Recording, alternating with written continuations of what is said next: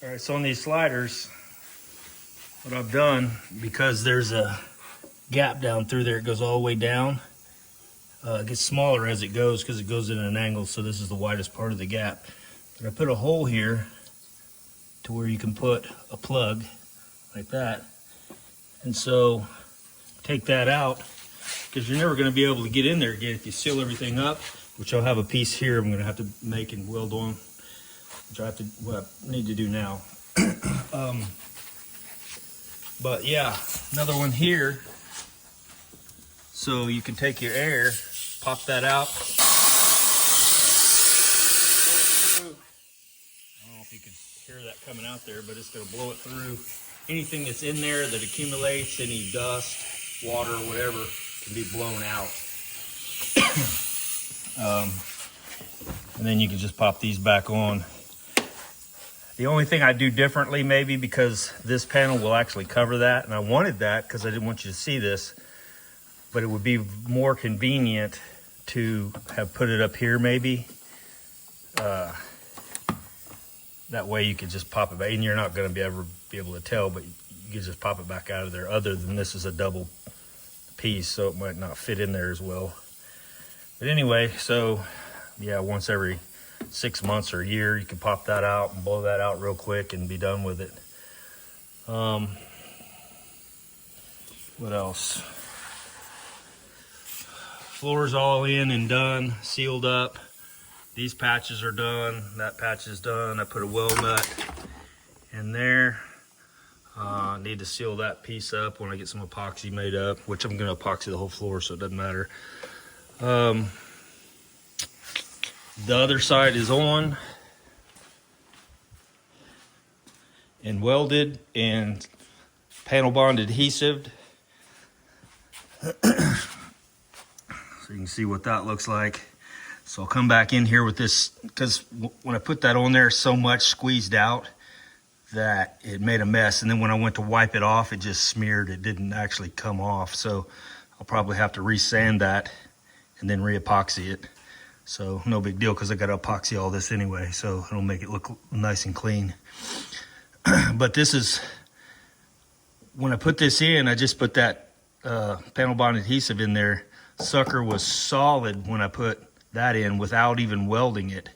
So then now under here, I've got these welded all the way down in like 9 places or something like that. So this sucker is ridiculously strong now with this angle iron. But yeah, that's how that turned out. I'll seam seal all this in. Got that in. Got this one in yesterday. Finished it up. So it's in. Turned out nice. I got a couple areas. I'm gonna come back in and push epoxy up through these holes and run down on the back sides of the welds, or try to anyway. And that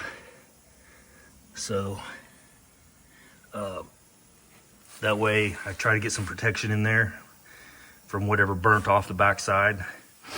And then I'll come back in and weld up just those little round holes. And that should, man, it should do what it needs to do.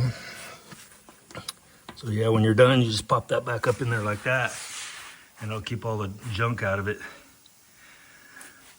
So yeah, what I need to do now is just make me a little pattern here, grind this back and weld a piece in there. I almost forgot. I was getting ready to put this one in, and I thought, shoot, I can't do that because I need to get that other piece in there first. So that won't take very long, probably 30 minutes or so. But yeah, we're getting close to the end of this. So the plan going forward is to Raptor line the whole interior floor, and I think we're going to Raptor line the sliders as well. And then everything underneath will be epoxied. All this stuff, I'll go back in and spray it with epoxy, seal it up.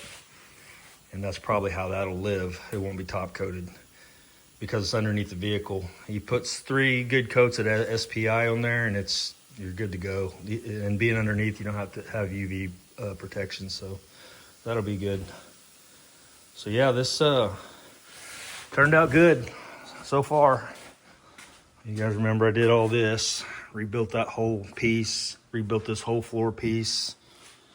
Oh, that's another thing I gotta do. So now that I've got those welded on, and you can see the circles that where they came through, I'm gonna Scotch-Brite all this and then re-epoxy the inside of this.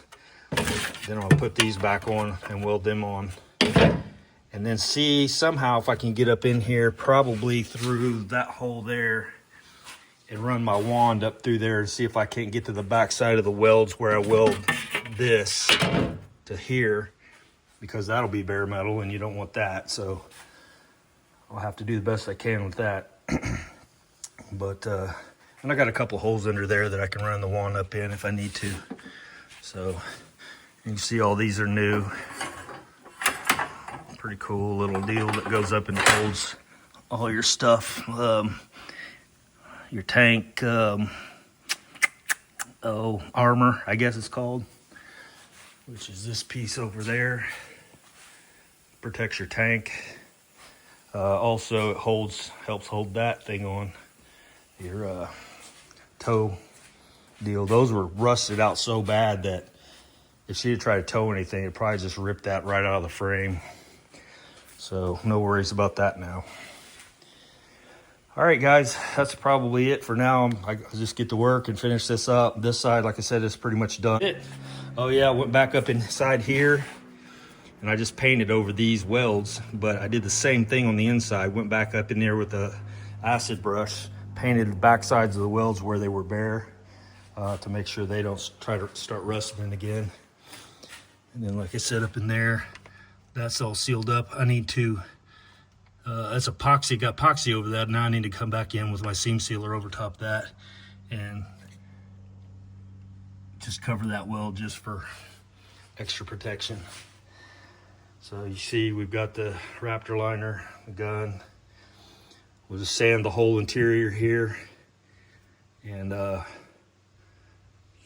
mask off what doesn't need to be masked or painted, and I'm gonna put the epoxy down on the floor, because a lot of people are like, as another thing, people worry about that Raptor liner. If water gets in between it, it'll rust and you'll never see it. Well, that's the thing that, in my opinion, you need to do is epoxy the whole floor and then Raptor line on top of the epoxy. And it's actually made for that. It actually has an epoxy for it. This right here, anti-corrosion epoxy primer. To me, that's a must. I would never put that bed liner down over top of bare metal just because of what people are saying is true. If it gets rust in there for some reason, you get a rock chip and it starts rusting, it's just going to crawl, and you won't know for years. So that extra coat of epoxy in there is going to make a huge difference, in my opinion. In my opinion, and $5 will buy you a cup of coffee at Starbucks. Maybe $6 now. I don't know. All right, guys, we'll see you. All right, so we got all this taken care of. So that's all sealed up. I seam sealed that seam all the way down both sides. Same on this one, but I've already welded this one on, so it's done. Went ahead, stitched that all in, ground it down. So now I need to see if I can get in this hole here, go back up in and shoot some epoxy up inside with the wand, see if I can't get the back sides of the top of these welds. Might be a little tricky, but I think I can get most of it and run a camera up in there and make sure. But anyway, yeah, getting ready to do this one. It's dirty. I've been blowing dust all over the place, but anyway. So yeah, it's all sealed up, looks good. You can see that seam right all the way down. Seamed on the outside and inside. So, and then, yeah, this little piece here, I just went ahead and pre-painted it so it wouldn't rust. And then I'll just pull these off and it's bare metal, and then I'll just come back through and zip that in, and that'll be done. So we are pretty well there. Floor's done. All of the I already showed this in the other part of the video. All that's done. This slider is done. The other slider is ready. I just was waiting on some panel bond adhesive, which came in, so I'm ready for that. I could actually probably do that today. Redid this latch here. It was rusted out pretty bad, so I took it out, sandblasted it, painted it, redid it. We took all the sound deadener out of here because we're gonna rhino line everything. So I think I showed you these were all done. I just went and brushed epoxy over it. Again, I'll go over this whole thing with a DA, 80 grit paper, and tooth it up real good before I spray a coat of epoxy on it. So, and then we're gonna obviously do these because there's not gonna be any carpet or anything in here. It's just all gonna be rhino liner. So we'll epoxy the wheel wells and all that stuff there so it all looks uniform. So a little bit more work, but for the most part, all the welding, cutting, grinding, all that stuff is done. So the guys that hung out and watched and, you know, went along for the ride, appreciate you. It's not a Camaro. I know it's just a Jeep, but you guys know I rebuilt all that stuff in there. There was a lot to it, so. But she's pretty much there. Just put her back together, put the doors back on, and send it packing. So, all right, guys, we'll talk to you. All right, so I started on the floor. Well, I started on the floor a long time ago, but started actually scuffing it. I'm using a roll lock with a 60 grit wheel and scuffing this. I already went over it with 80 grit and the DA, but then I went back over it with 80 grit on a roll lock. That way it's really toothed up good for the epoxy, and then over the epoxy will be the Raptor liner. So I got this side pretty close. Got to figure out how far up in here we're going to go with it. I probably think we'll come up in here and stop somewhere. We'll probably stop it right in here. Won't do these, just the floor. And then I started this, and as far as I got. Took those little guys off, found a bunch of rust underneath there, so tried to clean that up. Still, like I said, still working on that. But yeah, I've got to mask off all these lines and hoses and different things, and I broke loose the bolts on all of these. This one is rusted so bad on the bottom that I had to put penetrating. Well, basically I did on all three of them, but I thought I had broke them loose with a breakover bar and then went back with the impact, because I was like, well, I got them loose now, I can just impact them out. Yeah, that sucker hit a certain spot and stopped and snapped the bit in half.